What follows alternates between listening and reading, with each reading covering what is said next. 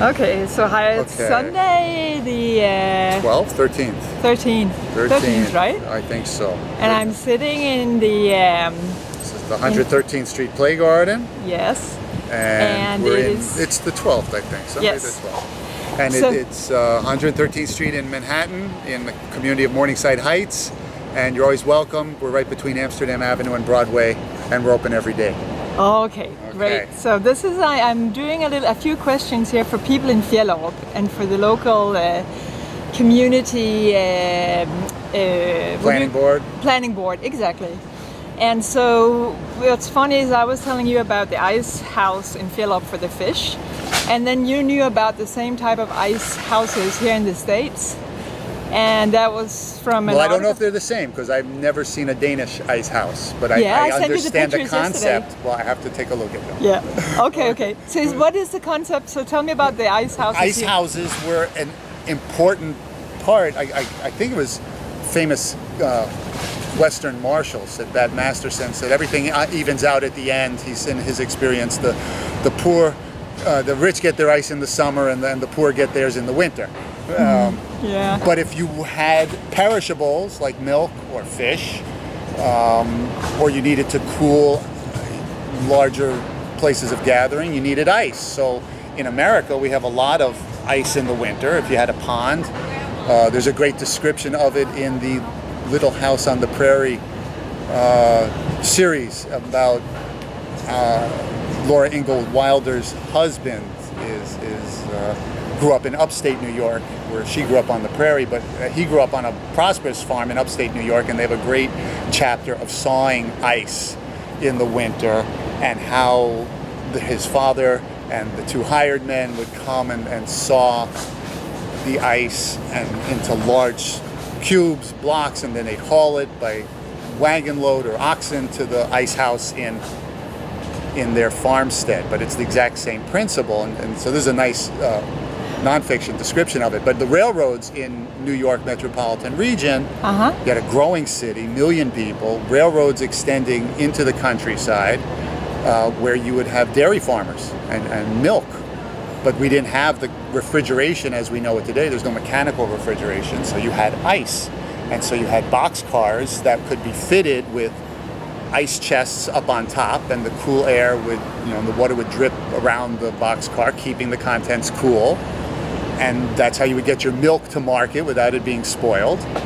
And in order to make sure they had sufficient ice to get through the summer months, the railroads created big ice depots, ice houses, in their railroad yards. So you would have a big structure, wooden structure or brick structure, but it would have multiple compartments or moving walls. And I know this from the Wilder book. You would take your blocks of ice and you just insulate it with sawdust. Every crack would be just jam-packed with sawdust, and you have this giant 40 foot, 10 meter tall pile of ice covered in sawdust, enclosed by a wooden structure. There'd be a wooden lattice underneath so the water would drip down.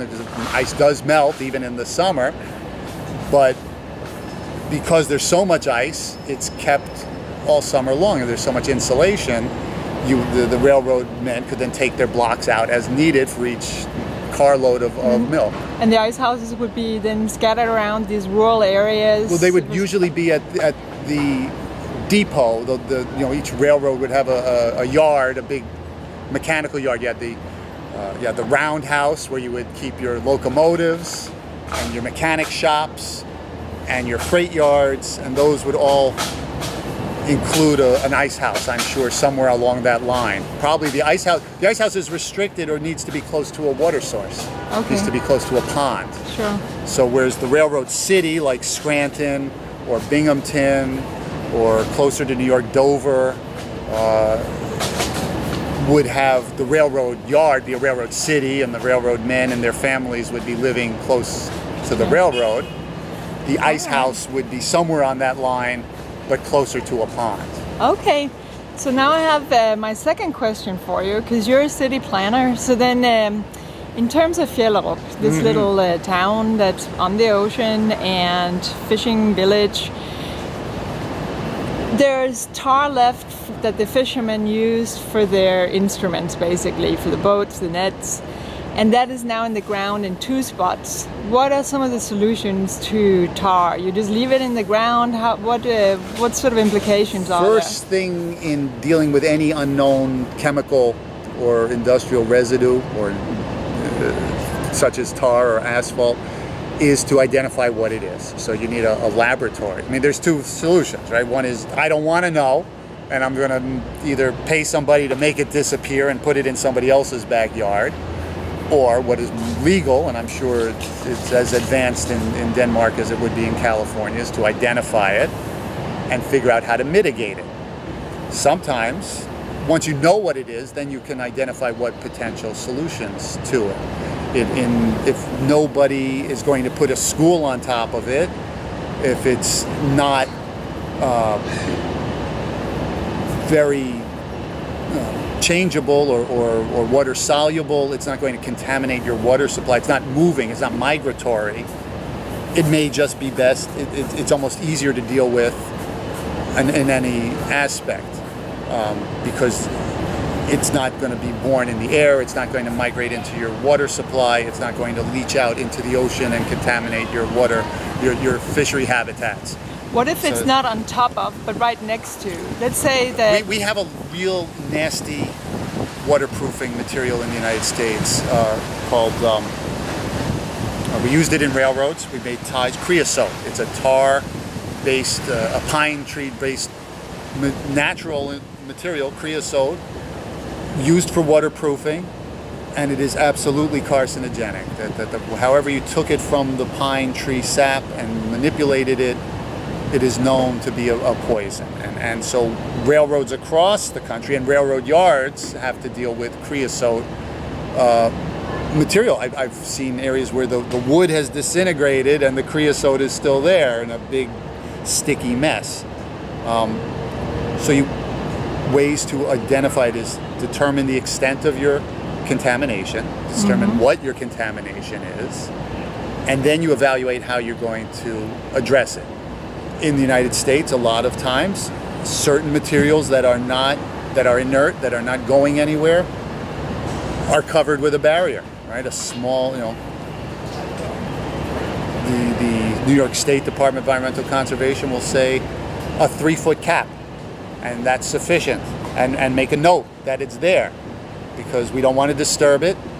We don't want people to get in contact with it. We don't want them to breathe the dust, or we don't want it to get on their skin. But 3 feet is probably enough to keep it between you and humans. On the other hand, you may want, if you're proposing that children are going to be there, you say, it's time for us to take it to a certified hazardous materials dump. And I don't know if there are any in Denmark, and you'd export it to wherever such a certified toxic dump would be. Okay. In New York, we tend to send it to Pennsylvania or Kentucky. They get to take a lot of our hazardous materials. Sorry for them, but it has to go somewhere. We made it. Where do theirs go? Probably the same hole. Ohio.